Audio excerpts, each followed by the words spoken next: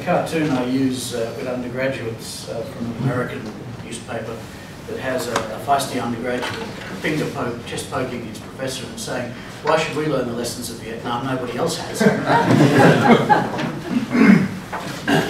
There was a comment made in the previous, or a number of comments made in the earlier session, both about the perceived militarisation of Australian policy in this period, and a number of allusions to the role of Arthur Tang, who unusually, though not uniquely, of course, as we know, was Secretary ultimately both of Foreign Affairs and of Defence.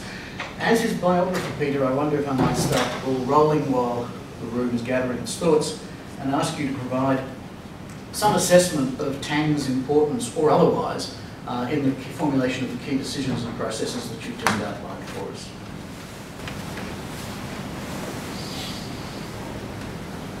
Yes, I think it is fairly clear in the processes that I've just outlined.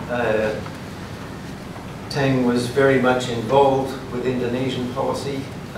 He was very concerned to, when Barwick was appointed minister, he came into the department literally on his first day, within hours of the appointment. In sharp contrast to Hasluck, who was weeks in the office before he ever contacted his department. That's one of the issues that the diplomats had. But Barwick came in and more or less said, "Well, you know, what's the agenda?" And the question of Indonesia was the major item on the agenda, and what the Americans were doing and how it was proving impossible to handle that. So, and from then on, Indonesian policy, confrontation policy, was very much a departmental matter. At the time, I think, or soon afterwards, much was made of the role of Nick Shan as ambassador in Jakarta, and many speakers, not least Nick Shan, tended to focus on his role. He did extremely well, there's no doubt about that, but it was, to use the great cliche, a team effort. Tom Critchley in Kuala Lumpur was an extraordinarily effective and influential High Commissioner. I think he'd been High Commissioner for something like 10 years in KL, and played bridge with the Tunku, and I think was closer to the Tunku than many Malaysian cabinet ministers. But also the people at home, Tang himself, Waller, Jockle, Shaw, were all crucially important. So that there was a real external affairs view and departmental sense, and working with Barwick on that. By contrast, Tang was pretty much shut out of the decision-making at the last on Vietnam. And I think Hasluck was, in a sense, I suspect, being used by Menzies to do that role. Not only to shift Tang himself personally, but also to shut down the role of the diplomats, which was proving inconvenient to the way Menzies was going. But just on that, I think the point I make in the biography is that when Tang became Secretary of Defence, many of the reforms with which he was associated in defence related directly to his experience as Secretary of External Affairs, sitting on the Defence Committee, chaired by the Secretary of Defence, to reform what he saw as the weaknesses of defence, and particularly its weakness as a policy advising department, because he thought a department which, in fact, remember there were separate ministers for the Army, Navy and Air Force, there was a group of departments, but also they simply weren't, neither the uniformed people nor the civilians were not really trained or structured to give defence policy advice, strategic advice, or advice on what Tang called higher defence policy. And that's what a lot of the controversial reforms in the 70s were exactly about. He made 2 visits to the Vietnam War while he was High Commissioner in India, and he came away with the view He was impressed by the way the American generals could talk about politics and what the Americans call pole mill, the integration of politics and military. And he said the Australian officers simply couldn't do that. They weren't trained to do that. They were saying, oh, that's outside our brief. We just talk about military matters, what sort of weapons to use, and tactics and so forth. And that's one of the main reasons why Tang was behind that noble institution, the Australian Defence Force Academy, to train young officers from all three services, to enable them to think about the political context as well as the direct military events which are involved. I throw the floor open. Just a quick reminder, please, would you identify yourselves for the purposes of the recording? Very well. Peter, I think Tom Critchley played poker with the Tonka like bridge. He certainly played bridge because he played a lot of it in India during the war. But it was poker with the Tonka. Tom usually played notoriously mean, made sure that he lost with the Tonka. Your disposition was very thought-provoking for me. I absolutely agree that the Menzies governments are cautious about entering into overseas military commitments and sending people overseas to fight. And therefore, Vietnam becomes more of an aberration. Critically, my thesis about value. You mentioned the importance of coalitions in Korea and the importance of CFAIIA. Certainly in the December '74 discussions, Menzies almost immediately said to Hasluck, "Is this a CETA operation?" And Hasluck said no. And Menzies said, "Why isn't it a CETA operation?" And Hasluck said, "I don't know." And McEwen then we've obviously talked about all this with Menzies before we went into the meeting. Swami then said, well, we should see CETA as a paper operation and we shouldn't try and push it beyond that. But this question of whether coalitions beyond the two great and powerful friends were important in any way for Australian ministers, I think is worth thinking about, because one questions whether it's also the same today. That is that we thought of coalitions as nations lining up behind us because we told them to do so, without taking account of what their views, interests and actions would be. And if the decision had not been taken in December 1964, by April 1965, it was perfectly obvious that we were going to have no allies, that none of the nations were going to come readily into that war. That CETA countries were not going to regard it as something that impinged on the CETA treaty. And as you so memorably quote, he was castigating us publicly and saying, do these guys really know how many young Australians are going to die out there? So the coalition thing is important. I think it does show that we could not then, and I think probably we cannot now, enter into the minds of nations or take them seriously in a alliance conflict. Thank you for that, Gary. But, just a couple of comments on it. Firstly, you may remember that there was, I think it was called the Rusk-Tanat Agreement of 1962. The basic point was that the ties were standing. There were very few Asian allies, but the ties were, and of course they did send troops with some financial assistance. The Republic of Korea, which was never, of course, part of CETA, but they sent far more troops than, I think that was something like 50,000, wasn't it? They also troops. So, they were all mercenaries, right? In both cases. Yes, but even so, they're still sending people to go there. So it wasn't entirely without Asian allies.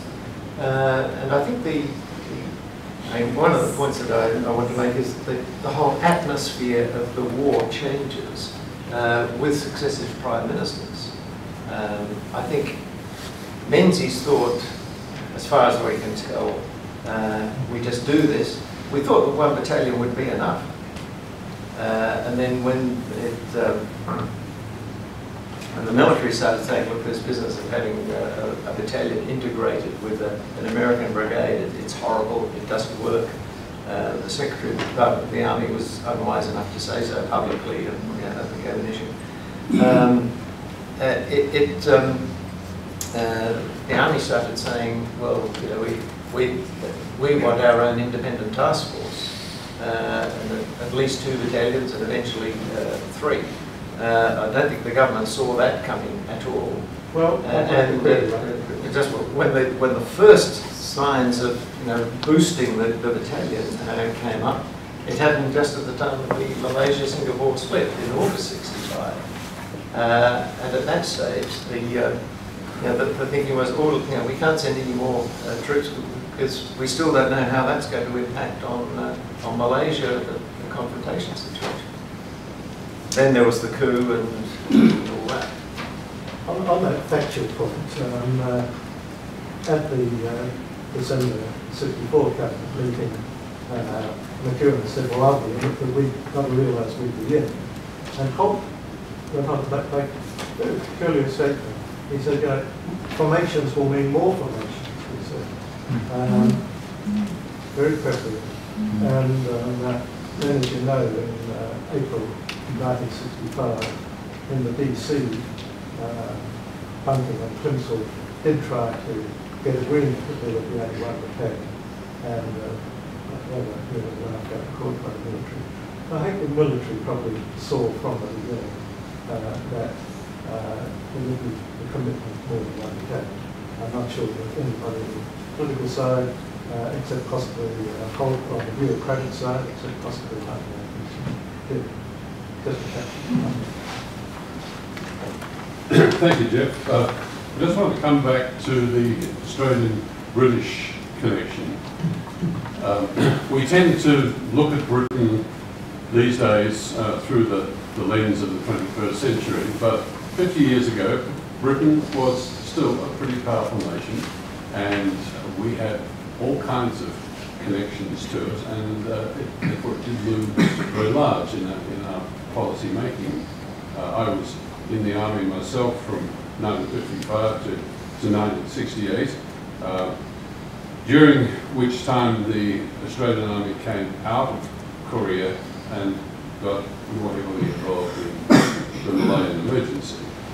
The shift via the British Commonwealth Far Eastern Strategic Reserve was really very handy. We'd been looking around for about 2 years since the armistice in 1953 to find an acceptable way of getting a quite sizable force out of Korea, and it was proving rather elusive until the Brits got the idea of setting up the Strategic Reserve.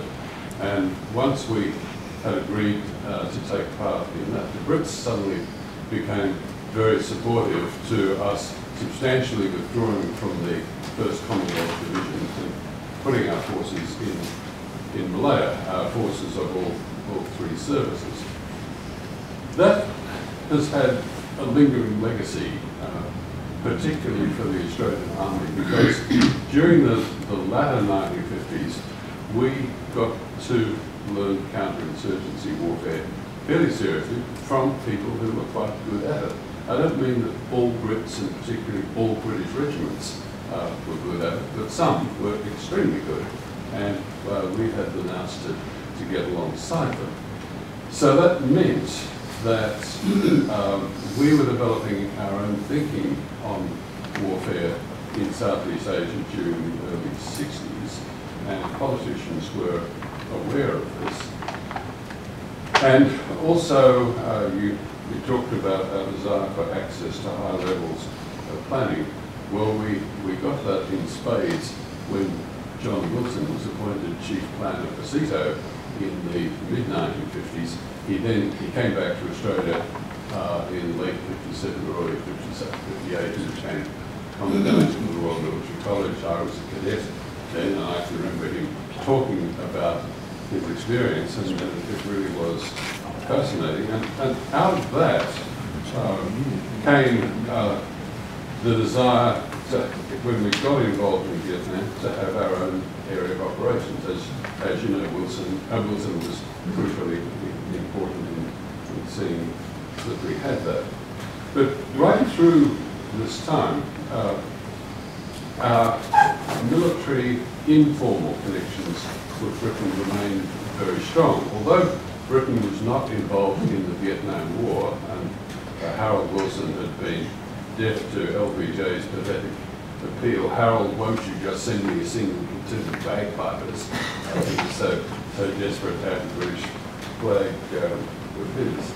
But we were getting delegations, quite large groups of British officers coming through Nui Dat, 20 at a time. I conducted several of them around myself and fielded their very interesting questions. And that relationship has gone on and on. We've cut back on the number of people we have in the UK, but if you were there in the early 1960s, there were Australian Army officers at every headquarters that you could think of. And again, we learned a lot, and those connections actually still remain useful. They've been useful during the Iraq engagement, and they've been particularly thickened up during the Afghanistan movement, as anyone who's listened to Professor Dan Marston at the ANU can tell you. Thank you. Thank you very much for that, Bob, which obviously you know extremely well, better than anyone in the room, I suspect. I just add that, yes, the Australian Army was being indoctrinated, if that's the right word, I guess, in British-style counterinsurgency techniques. And of course they were used, that developed during the emergency. They also used that in Confrontation. And Geoffrey's written the second of the official history dealing with that. And that was very effective collaboration literally on the ground. And working with the British, the Australians were very comfortable in that situation. The ideas, the tactics and so on were very similar, and we thought that this is where we learnt the game. I think what happened, and you and Geoffrey and others can are better informed to correct me if I'm wrong, but I think many Australians, both in the training team but also in the infantry battalions, brought into Vietnam the idea that this was the way we, the British model, as it were, is how you fight this sort of war. And then they were pretty shocked that they very rapidly discovered that that was very different from the way the Americans fought the war. And there were all sorts of comments about how they go in with transistor radios blaring and all that sort of thing, and then call in this massive firepower. And don't you know it's about winning hearts and minds and ambushes and silent patrols and all that sort of thing. And then they discovered that by the time they were in Vietnam, from the mid-60s onwards, the North Vietnamese had not just battalions but divisions in the south by then, so it was a different sort of war, or it was several different sorts of war being fought simultaneously, and the British style techniques were not necessarily applicable. I think that's an important part of the story.